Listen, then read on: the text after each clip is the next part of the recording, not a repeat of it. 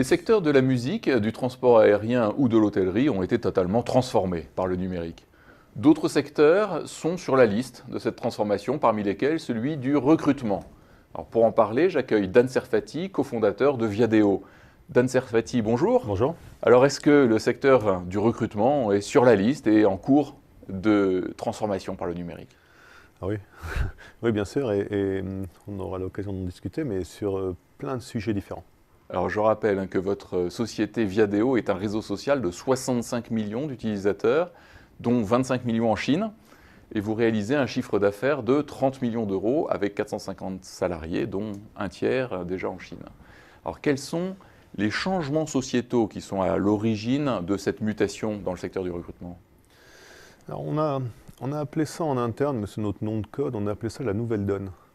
La nouvelle donne, c'est-à-dire qu'on considère qu'il y a vraiment une transformation de fond dans la façon dont les gens envisagent leur carrière au sens large.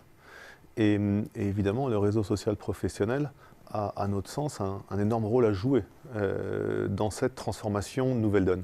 Donc les gens, vous parlez de gestion de leur carrière professionnelle, donc c'est plutôt à eux de prendre en charge la gestion de leur propre projet professionnel, plutôt que le modèle traditionnel où c'est l'entreprise finalement qui doit... C'est ça, et c'est vers ça qu'on va. Alors tout le monde sait bien que le fait de démarrer dans une entreprise à 25 ans et en sortir à 60 ou 65, c'est fini depuis longtemps. Mais aujourd'hui, on est en train de digérer les implications de cette transformation. À partir du moment où une entreprise, c'est un moment de ma vie professionnelle, pourquoi est-ce que cette entreprise, et pourquoi est-ce que je ferai confiance à cette entreprise pour me donner les outils qui vont me permettre d'aller évoluer et de me développer encore dans l'entreprise d'après. Donc question plutôt d'employabilité. Absolument. Plutôt que d'emploi en tant que tel. Et c'est là où le réseau professionnel a un intérêt important, donc on va dire plutôt en ligne, alors versus Rotary ou versus les réseaux professionnels. Je crois, je veux dire que ce soit dans tous les domaines, on parle ici de compétences en fait, hein. D'accord, on est en train de se dire c'est plus mon titre, mais c'est ma compétence qui est importante. Ça va au-delà de ça d'ailleurs, la nouvelle donne, hein. C'est aussi le fait de pouvoir typiquement rencontrer. On a lancé une fonctionnalité sur Viadeo qui s'appelle Let's Meet. C'est rencontrer des professionnels qui vont m'aider de par leur expertise. Je ne vais rien leur demander, je n'ai rien à leur vendre, je ne veux pas être recruté chez eux, mais je veux profiter de leur expertise sur un sujet donné. Et ce genre de choses, offline, ça peut se faire avec la limite que le offline aura toujours, c'est le nombre de personnes que je peux contacter et le fait de ne pas pouvoir sélectionner véritablement à qui je pourrais parler. Donc c'est être ouvert aux opportunités, développer les conseils, plutôt que de dire voilà, je suis en recherche d'emploi. Voilà, absolument. Et surtout ne pas attendre d'être en recherche d'emploi pour chercher à développer ces opportunités, c'est ça qui est important. Et est-ce que dans ce contexte-là, pardon. Je vous en prie, je disais, aujourd'hui, un recruteur me le disait en plaisantant, mais je trouve que c'est une demi-plaisanterie dans ce contexte de nouvelle donne. C'est que tous les salariés sont ce qu'on appelle en anglais des passive job seekers. Et c'est marrant de le voir comme ça. C'est-à-dire qu'avant, on parlait de chercheurs d'emploi, c'est l'active job seekers en anglais, voilà, je ne travaille pas, ou je me suis fait licencier, ou j'ai changé de job, je cherche. Et maintenant, on est tous des job seekers passifs. Donc c'est là où la réputation a plus d'importance que le parcours fléché avec les fonctions que j'ai occupées et les recommandations éventuelles que je peux avoir. Voilà, c'est ce qu'on appelle le personal branding. Et ça, encore, là aussi, l'outil digital en ligne permet de le construire, ce personal branding.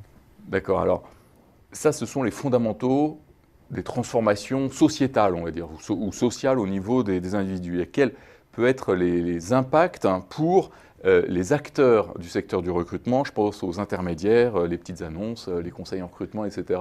Comment ça va impacter leur métier, leur activité? Bien. Prenons l'exemple que je connais le mieux par définition, puisque Viadeo a grandi sur ce plan-là. Ce sont les fameux job boards, donc les fameux sites d'offres d'emploi.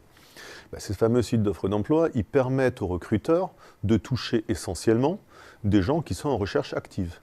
À partir du moment où on dit sur un réseau social professionnel, j'y suis pour plein d'autres bonnes raisons. J'y suis parce que justement, je veux gérer ma carrière au sens large.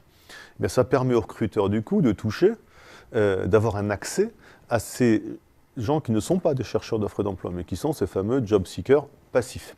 Donc, premier élément, il y a un impact violent sur les sites d'offres d'emploi, qui vont absolument pas disparaître, hein, c'est surtout pas ce que je suis en train de dire.